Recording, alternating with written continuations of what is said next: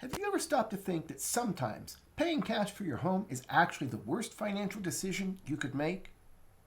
Let me tell you about a hypothetical client. This isn't a real person, but it's based on several situations that I've seen over the years. Let's talk about Maria. She is 79 years old, and her husband just passed away unexpectedly.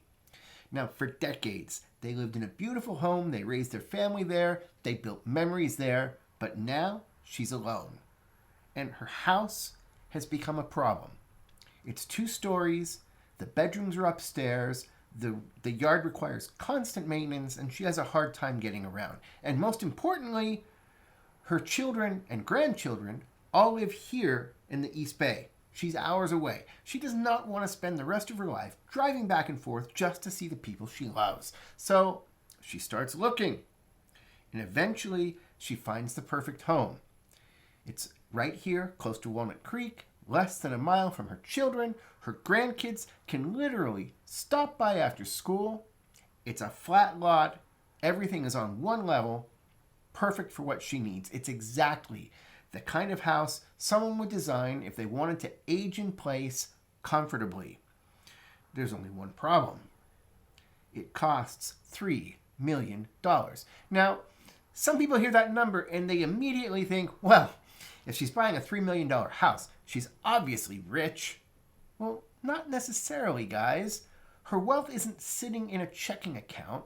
Most of it is tied up in retirement accounts that have been growing for decades. Okay? She could withdraw enough money to buy the house with cash, but doing that would mean taking an enormous taxable distribution from her IRA all at once. And that could create a tax bill measured in the millions of dollars. So now she's facing a decision. Does she write a $3 million check? Or is there another way that she can get into the house? This is where most people have never heard of something called a reverse mortgage for purchase. Now, before you click away because you've heard bad things about reverse mortgages, guys, stay with me here. This is not what most people think it is. Instead of paying the entire purchase price in cash, Maria brings around $1,450,000 to closing.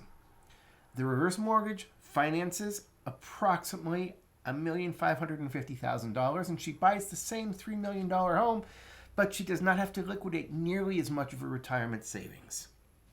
Even better, as long as she continues living in the home as her primary residence, pays her property taxes, maintains homeowners insurance, and keeps the home in good condition, there is no required monthly mortgage payment for as long as she lives. She still owns the home. Her name is still on title. The bank does not own her house, guys. That's one of the big misconceptions on reverse mortgages. Okay, so now let's talk about the question everyone asks. What about the interest, Russell? Yeah, interest accrues over time, and compounding interest is crazy. If Maria lives another 20 years, that loan balance will continue growing, and that's exactly how reverse mortgages work. Some people stop right here and say, see, that's terrible. But they're asking the wrong question. The real question isn't how much equity will she have when she's 100 years old. The real question is, what is the purpose of her money? Is the goal to die owning the maximum amount of home equity? Or is the goal to spend the last 20 or 25 years of her life living safely, living independently, and living 5 minutes away from her children and grandchildren? Those are 2 completely different goals, guys. Now, there's another feature people don't understand. Let's imagine she lives to be 105. Let's imagine that loan balance eventually grows larger than the value of the house. Can the lender come after her IRA? No. Can they go after her other investments? Absolutely not. Can they send her children a bill for the difference or take it out of her estate? No. This is what we call a non-recourse loan. The home is the only collateral. Neither Maria nor her heirs would ever owe more than the value of the home when the loan becomes due. That's one benefit that's especially important here in California.